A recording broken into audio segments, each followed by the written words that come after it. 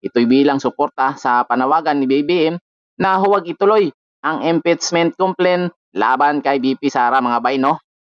Nagpapasalamat ako sa ating mga kapatid sa Iglesia ni Cristo. Matatandaan mga bay, no, na nitong mga nakaraang araw, nagkaroon ng sigalot pampolitika sa pagitan ni BBM at ni VP Sara mga bay, no? At humantong pa nga ito sa pag-i-impeach kay VP Sara. Matatandaan na 3 impeachment complaints ang inihain kay VP Sara sa Kamara de Representante. Dahil nga sa kaguluhan ito mga bay, no, nagsagawa ng National Rally for Peace ang mga membro ng Iglesia ni Cristo at bilang tugon na rin sa panawagan ni BBM na huwag nang ituloy ang impeachment complaint laban kay VP Sara mga bay.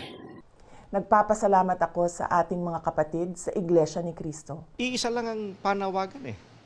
Ang panawagan ay magkaisa tayo. Mga bay, umabot sa mahigit 1.5 milyong miyembro ang dumalo sa itinaos na peace rally ng Iglesia ni Cristo sa Quirino Grandstand, Rizal Park mga bay, no? Ito'y bilang suporta sa panawagan ni BBM na huwag ituloy ang impeachment complaint laban kay VP Sara mga bay, no? Sa crowd estimate ng Manila Police District mga bay, no, nabatid na naitala ang naturang bilang hanggang alas 4 ng hapon mga bay, no, na siyang simula ng program proper para sa National Rally for Peace ng relihiyong grupo mga bay, no. Ganun pa man mga bay, no, dakong alas 10 ng umaga pa lamang ay mahigit sa 1 milyon na rin ang nagtipon-tipon sa Quirino Grandstand at matyagang naghihintay ng pagsisimula ng aktibidad mga bay, no, habang nanonood ng programang iginayak ng Iglesia ni Cristo para sa kanila mga bay.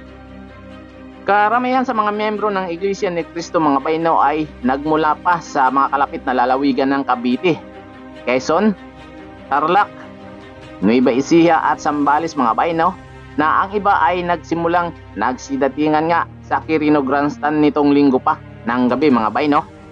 Sa naturang pagtitipon mga bay, no, umapila ang mga miyembro ng Iglesia ni Cristo ng pagkakaisa at kapayapaan sa gitna ng nagaganap na sigalot pampolitika sa pagitan nila BBM at VP Sara, dahil wala daw anila itong idudulot na kabutihan sa bansa at sa mga mamamayang Pilipino mga bay, no. Iisa lang ang panawagan eh.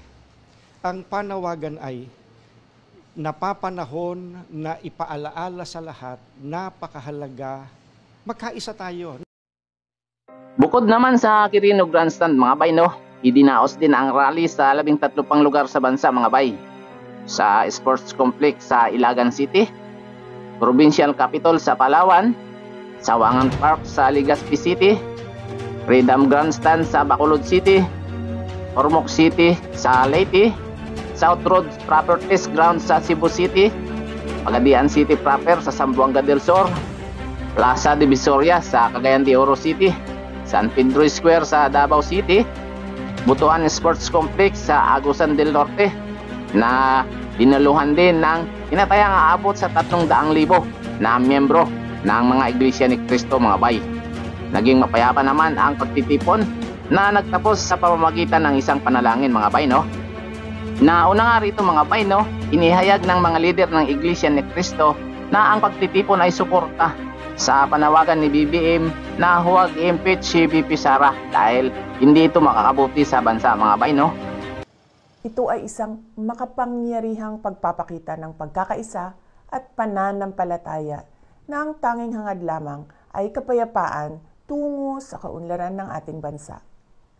Nagpapasalamat ako sa ating mga kapatid sa Iglesia ni Cristo sa inyong patuloy na pagsisikap na maghatid ng pagkakaunawaan at pagkakaisa sa ating mga kababayan. Sa gitna ng tumataas na presyo ng bilihin, kahirapan, at iba pang suliranin, ang isang mapayapa at nagkakaisang Pilipinas ay hindi kailanman matitinag at paulit-ulit na aahon sa gitna ng hamon ng panahon. Inihayag naman ng Malacanang na umaasa sila na malilinawan na ang ilang usapin na kinaharap ng bansa sa idiniraos na National Rally for Peace ng mga Iglesia ni Cristo mga bay.